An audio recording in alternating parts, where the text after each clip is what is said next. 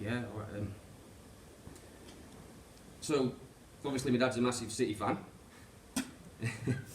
Yeah. He got a season ticket. So, you know, we went to go to the game together. I can't remember who they were playing, but I remember him being excited about it, you know.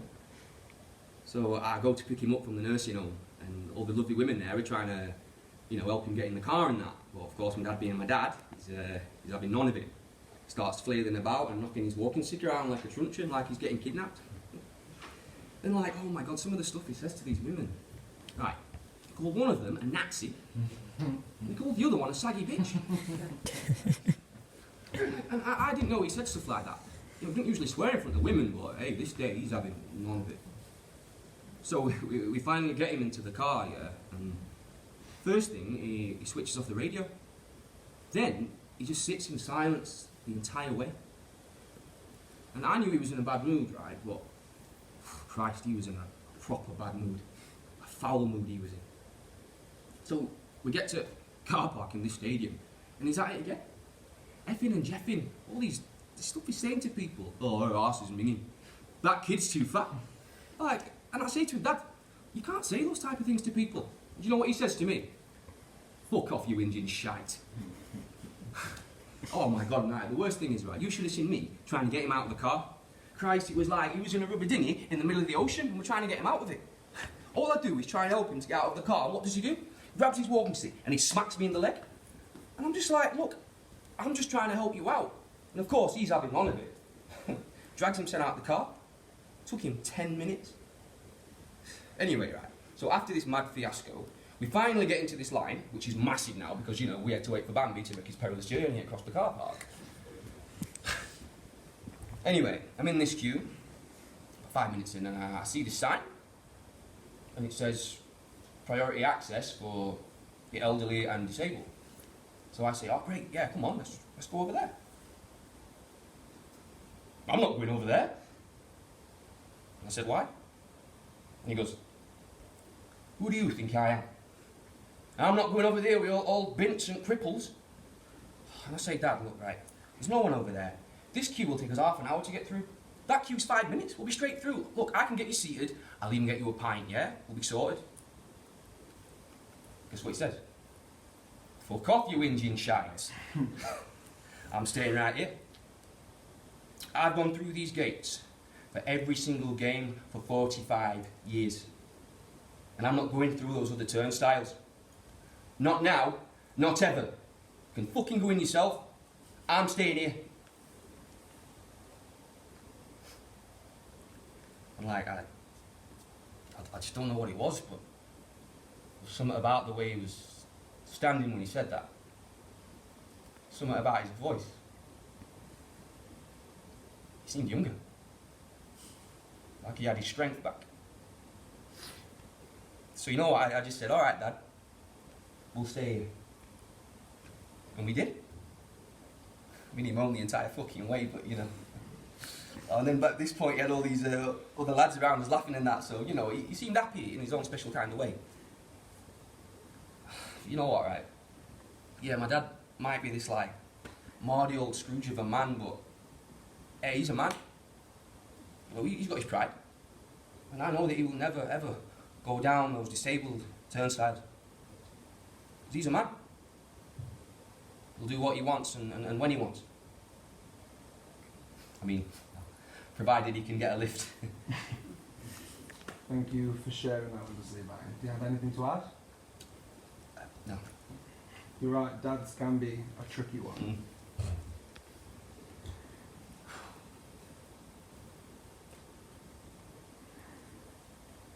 Did you say you saw me at the nursing home, yeah? Mm-hmm. You got someone in there? Yeah, your stepdad.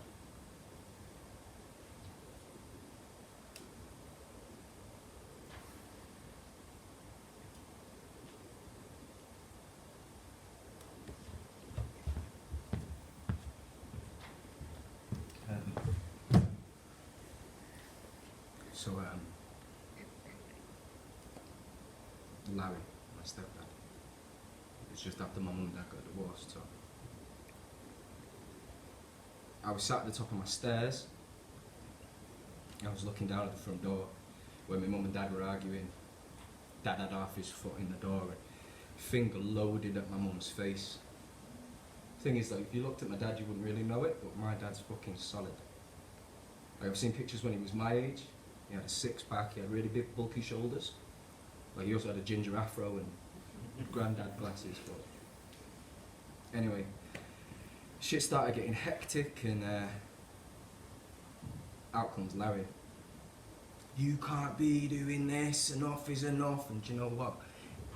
Before he'd even finished his sentence, my dad's right fist had just connected with the left-hand side of Larry's head. I remember it in slow motion. His clenched fist just whacking his jaw straight out away. And I remember his fat rippling skin from the almighty smack my dad had just given him. Now, I'm not a violent person around, but there was a part of me that really just wanted to see my dad just fucking ruin it. We met him in a McDonald's on a Saturday. Mum knew we'd be in a good mood in McDonald's, so we walked in and there he is. This lanky prick wearing a leather jacket. It was way too big for him, and his big poxy smile, and he's cuddling up to my mum. My mum!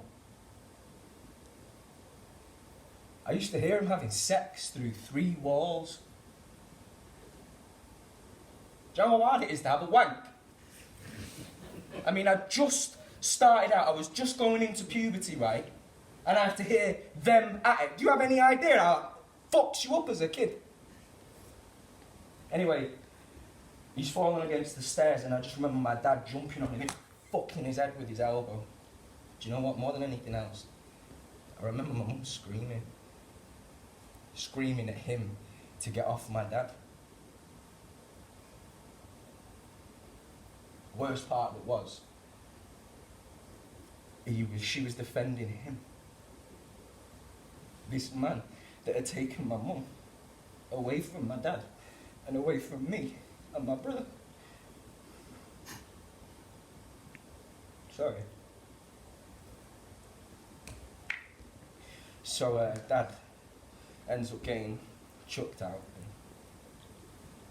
Police got called. I don't hold it against my mum,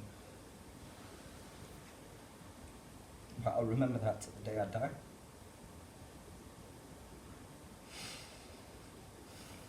He got put in the back of the van, and it wasn't the last time I saw that.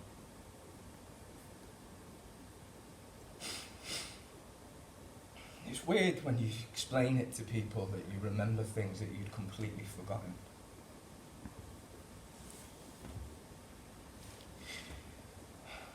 Thanks for letting me share that, please. Thank you for sharing, Chris. Thank you. Thanks a lot. Appreciate it, mate. Thank you, boys.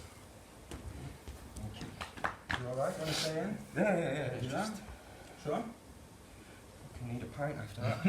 Okay, well, it's the end of the session, so Oh, come on, we're not doing Guys. it. Surely after that, come on. guys, we do it every week. You have to. Hands on me.